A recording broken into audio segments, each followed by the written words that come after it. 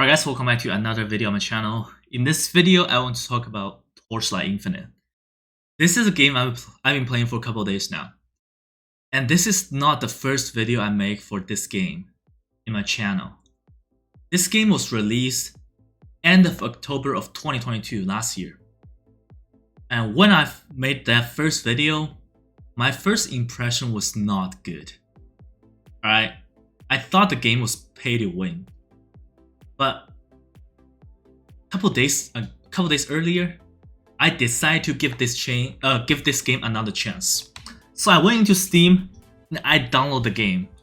And look at this, I've been playing this game for more than 60 hours for only a couple days. And if I take a look at their store page, the game was released, well, it was May, but it was early access, I believe. Their official release was end of last year, I believe. And the review is really good. It's mostly positive. Of course, the all review is mixed because when it first came out, a lot of people think it's pay to win and it has like false advertisement.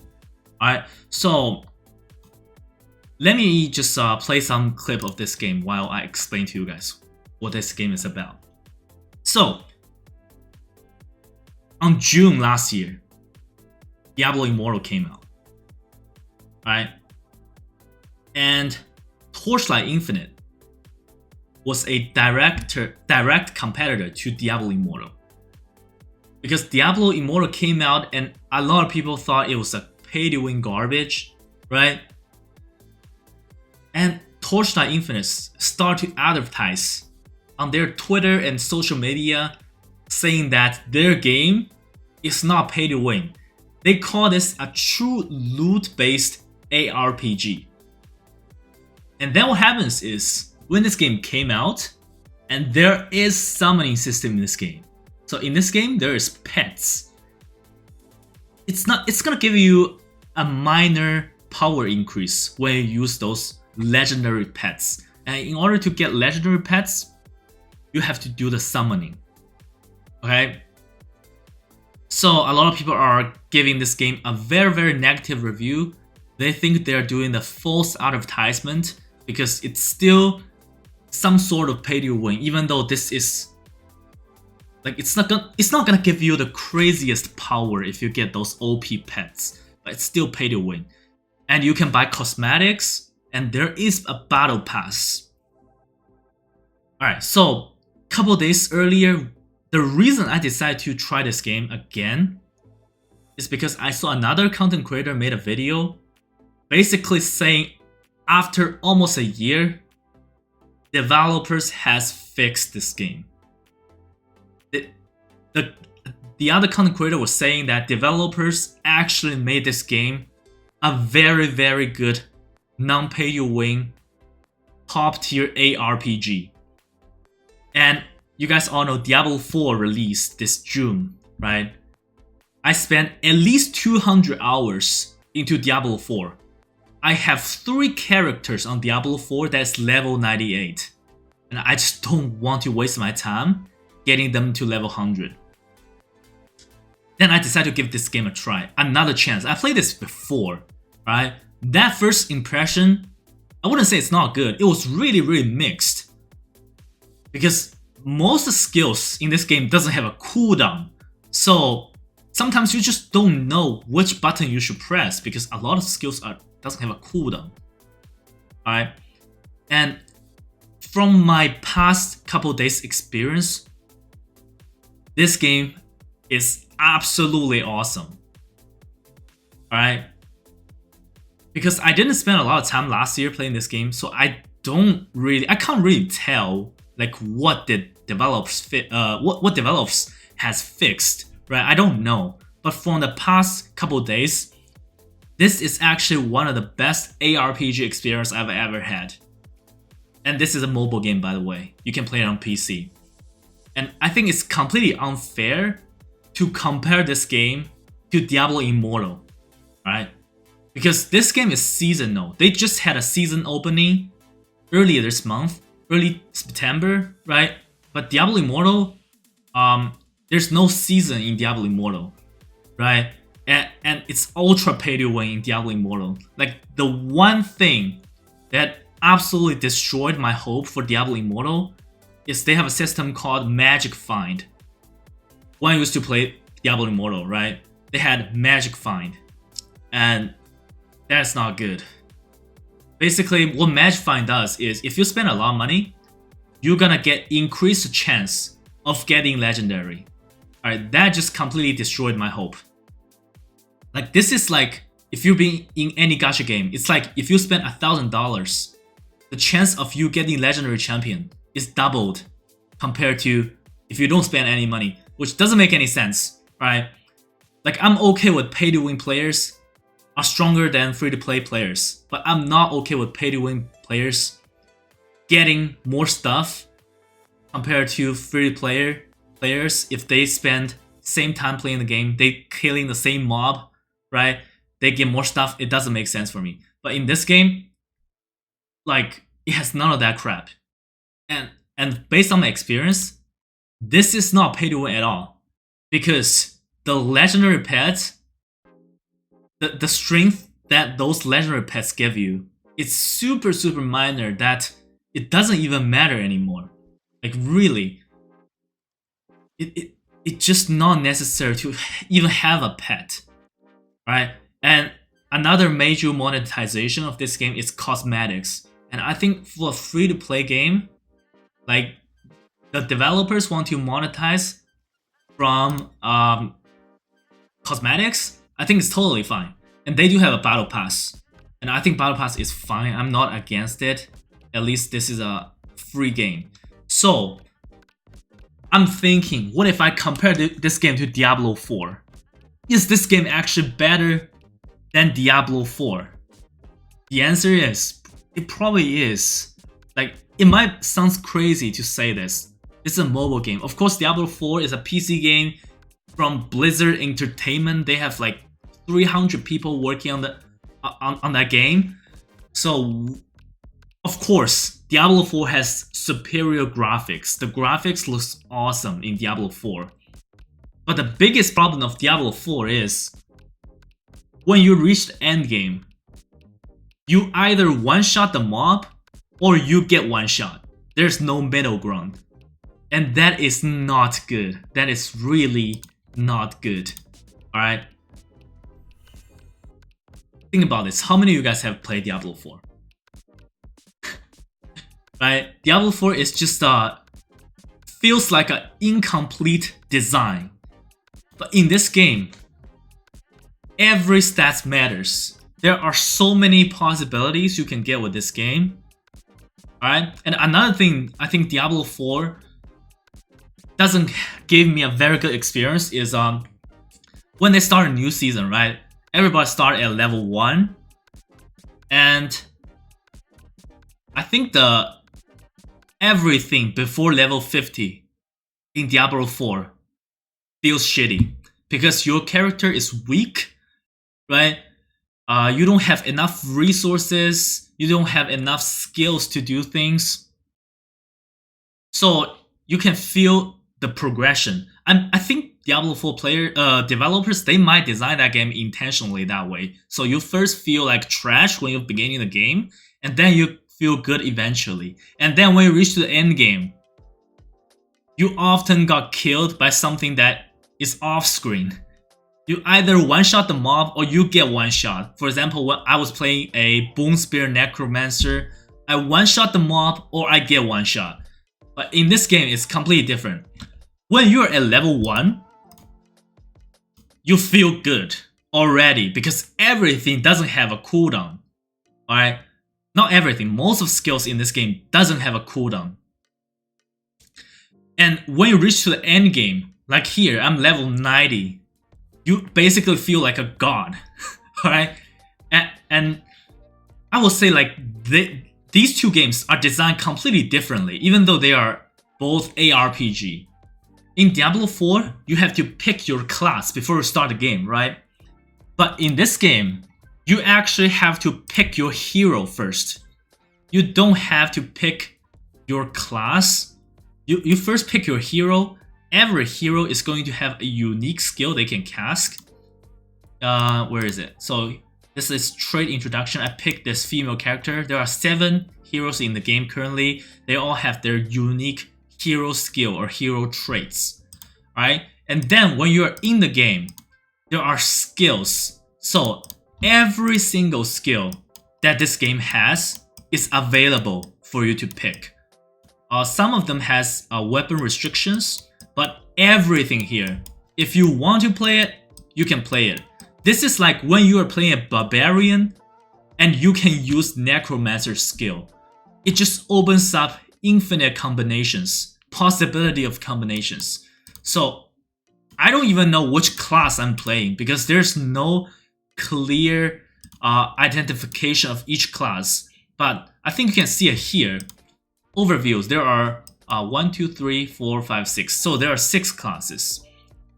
There are Hunter, this one is Hunter, this one's Warrior, this one's Mage. This one's Warrior also, I think. This one is Deception, this is like a Dot class. And then the last one is the Summoning class. You can summon a lot of totems and stuff. So I'm picking the first one. So this is kind of like your class. So there is Hero, there is Class. And picking these classes are going to give you unique talents that is going to make your character more powerful. But again, in terms of what skill you want to use, this is infinite possibility of combination. So I spent a lot of time play around with this skill combination, right?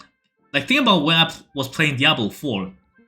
When I was doing my Paragon board, I literally did 0 thinking. I just go to max roll and I copy what's the best for my class. For example, I play Necromancer, I just go to max roll and get what's best for Necromancer and for the Paragon board, and I never have to ever think about it again. But for this game, there's not a lot of guide out there.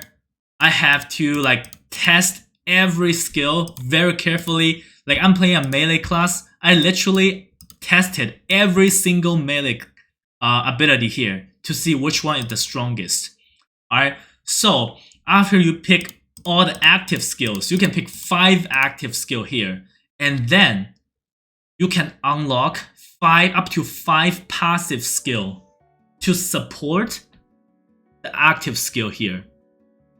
And I think the first skill you equip here is called core skill, and you can have 5 passives to support this. It's gonna make this skill insanely powerful. For example, this skill is gonna increase the crit rate for my core skill. This is gonna hit like crazy. And what I did is basically I built this class kind of like the barbarian on Diablo 4. I just pick a whirlwind and I pick 4 shout skills. 4 skills to support my core skill, make me move faster, do more damage, etc. Alright. And after that, you can pick 3 passive skills. I mean, introducing all these systems are kind of tiring, to be honest, because there are so many things in this game. Alright. So you pick 3 passive skills, and you have to have energy to pick these skills. And how you get energy is from the gears. And there are of course legendary gear in this game. And some of the legendary gears are very, very interesting. Alright, and again, all the legendary gears does not have like a class requirement. You can use any legendary gears if you think it fits. So for example, this is one of the most interesting gearing design concept I've seen. Alright, take a look at this. This part, trigger the skill of 5th slot when dealing damage. This is insane because what I can do is this is my 5th skill, right? I equip this skill exact same as my core skill. And yes, you can equip the same skill twice to the slots. What that legendary does is when I use my core skill, it basically gonna cast twice. So it's just really interesting to play around with all different builds and all different combination of skills, and there's so much more this game offers. There are hero traits. This is also another type of legendary. You can gear here, and you can pick and choose hero traits. There are so many things. All right, now let me introduce the most controversial part. That is the pet system. And after after 60 hours of playing, I literally feel like pet system doesn't even matter. Like, I used to think the game is pay to win, but it's actually not true. Like, I got 2 legendary pet. Of course, I spent around 100 bucks in this game. I completely think I don't have to spend it. I don't regret it because I think that 100 bucks to support a developer is good, right? Because it's a good game. Like, I got 2 legendary pet, and I'm not even using them because a rare pet, if you level them up, is just better than a legendary pet. So I don't even need those legendary pet. And the strength it gives you is just really, really minor. It doesn't really matter that much. It's not worth 100 bucks to get legendary pets. So you don't have to spend it at all. Alright? And then they have battle pass. Again, I'm fine with a free-to-play game having battle pass. I'm fine with that, to be honest. Alright? And what else? So, like, when we take a look at gear, it just has so many different traits. I think the traits it has compared to Diablo 4, like, it has more stuff on the gear than Diablo 4. It has so many different things. So many different things to testing and play around with. Right? And they have all different attributes here. Anyways, let me just show you guys how a dungeon is played. So this is basically the Nightmare dungeon on Diablo 4. I'm just comparing this game to Diablo 4 right now. It's completely unfair to play it to compare it to Diablo Immortal. Like, this game, it is 10 times better than Diablo Immortal, for real. This thing is not pay to win at all. Okay. So let me just open the portal and show you guys what it looks like for Nightmare Dungeon here. Okay, so I'm super OP. My build is super OP. I can basically one-shot anything I see. Basically one-shotting anything I see here. Look at this. Look at all this loot. Well, most of these gears are actually garbage. Because this is not a super endgame dungeon. And another very interesting concept this game has is you can actually modify the skill range. Alright? How do I see skill range? Oh, skill radius. For example, here, like all the AoE skill in this game, they have their default radius. But from gear and from talents, you can actually increase its radius. So sometimes the radius is gonna be crazy large. That's one very interesting stuff. And you can see my skill is basically covering the whole screen. That's because I equipped a lot of increased skill radius stuff. Just look at all these loots here and get all these items. It just feels better than farming Nightmare Dungeon in Diablo 4, right?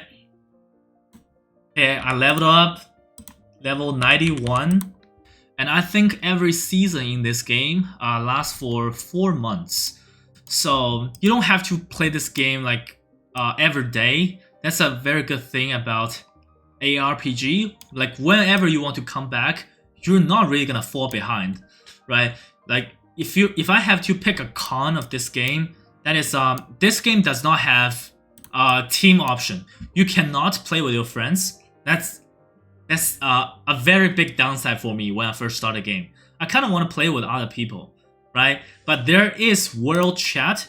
You can chat with other players on here, and there is auction house. Every single item here is available for sale. Okay, so tell you guys secretly, if you want to pay to win this game, there's a way to pay to win this game. All right, that is, you can buy the auction house currency, and you can buy the most broken gear that is on the auction house. That's a secret.